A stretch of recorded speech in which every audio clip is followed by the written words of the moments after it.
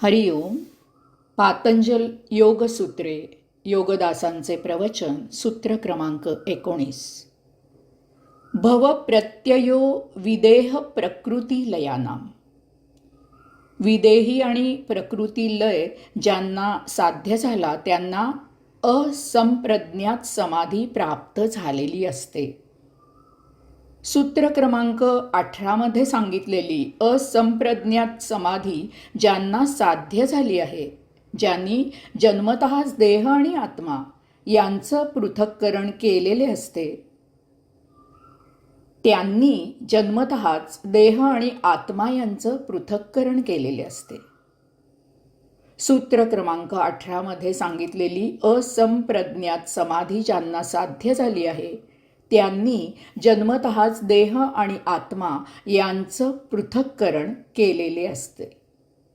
त्यांनी प्रकृतीवर जय संपादन केलेला असतो.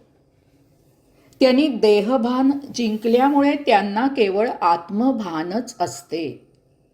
जन्मतःच त्यांनी रिपू जिंकलेले असतात. जन्मतःच त्यांना वैराग्य प्राप्त झालेलं असतं. द्वैत संपून अद्वैत निर्माण झालेलं असतं. आता येथून पुढे कैवल्य समाधीची सुरुवात व्हायची असते. त्यासाठी हा जन्म झालेला असतो. योगेश्वराचं कार्य करायचं असतं. विदेह प्रकृती लयानाम असा जन्म 2 प्रकारे होतो. असंप्रज्ञात समाधी लाभल्यावर साधक पूर्वीचा राहत नाही. एकतर तो देह त्याग करून विदेह प्रकृती लयानाम असा पुनर्जन्म घेतो. योगियांचा राजा ज्ञानेश्वर माऊली हे त्याचे उदाहरण आहे. किंवा असंप्रज्ञात समाधीतून बाहेर आल्यावर तो त्याच देहात आध्यात्मिक दृष्ट्या आमूलाग्र बदलून कार्य सुरू करतो. स्वामी विवेकानंद हे त्याचे उदाहरण आहे. या 2 उदाहरणांवरून लक्षात घ्यावे की विदेह प्रकृती लय हा योगाच्या अनुशासनाचा एक भाग नसावा, तो योग साधनेचा एक भाग नसावा, तर विदेह प्रकृती लय हा योगाच्या अनुशासनाचा परिणाम असावा. योग साधना करत असताना तो परिणाम आपोआप साधला जावा. हा परिणाम केव्हा झाला ते योग्यालाही समजू नये. योग साधना करता करता योगी देहभाव विसरून प्रकृतीच्या पलीकडे जाऊन योगेश्वर सन्मुख व्हावा.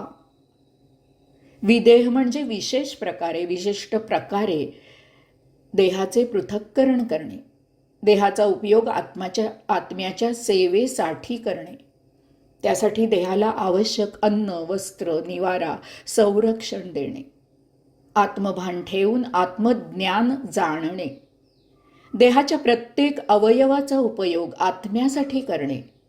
उदाहरणार्थ, जिव्हा बोलण्यासाठी आणि खाण्यासाठी न वापरता आवश्यक तेवढेच अन्न पोटात घेऊन उरलेला वेळ हरिनाम घेण्यात सार्थकी लावणे.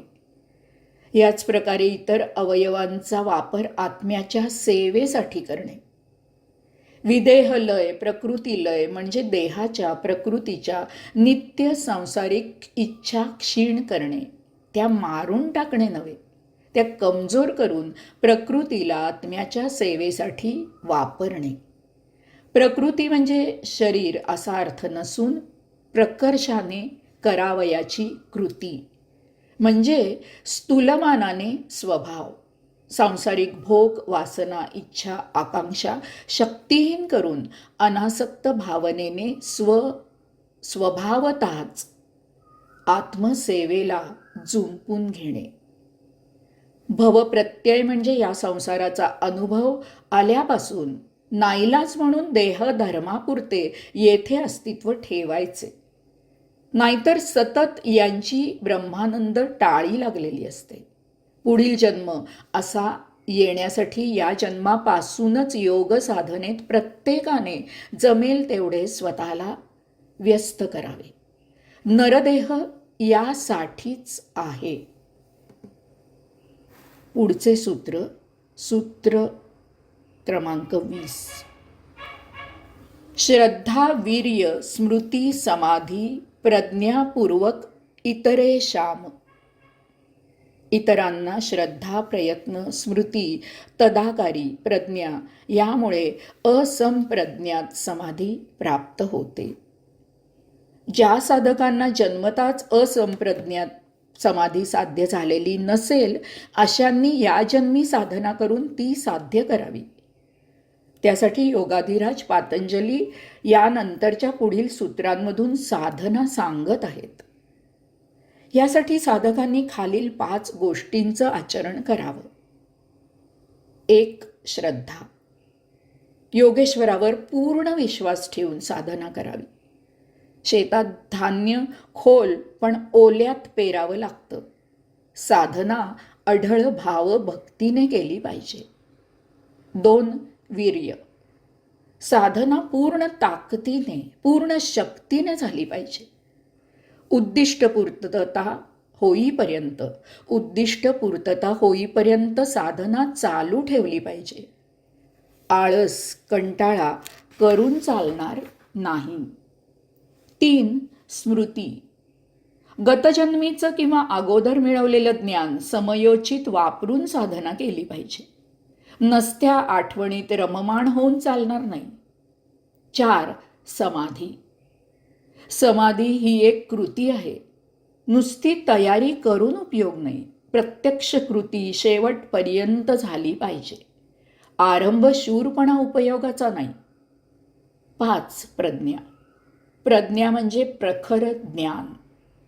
या सगळ्यासाठी आवश्यक ती सखोल ज्ञान लालसा ठेवली पाहिजे, मिळवली पाहिजे. वरवरचे प्रयत्न अपुरे होतात. पुढचे सूत्र क्रमांक 21. तीव्र संवेगानाम आसन्नः. उत्कट इच्छेने यश समाधी लवकर प्राप्त होते. सूत्र क्रमांक 20 मध्ये सांगितलेल्या साधनेला तीव्र उत्कट इच्छेने गती दिली की समाधी प्रसाद लवकर प्राप्त होतो. यासाठी तन मन पणाला लावून दुर्दम्य इच्छेने अखंड सातत्याने यश येईपर्यंत साधना चालू ठेवावी. हरिओम.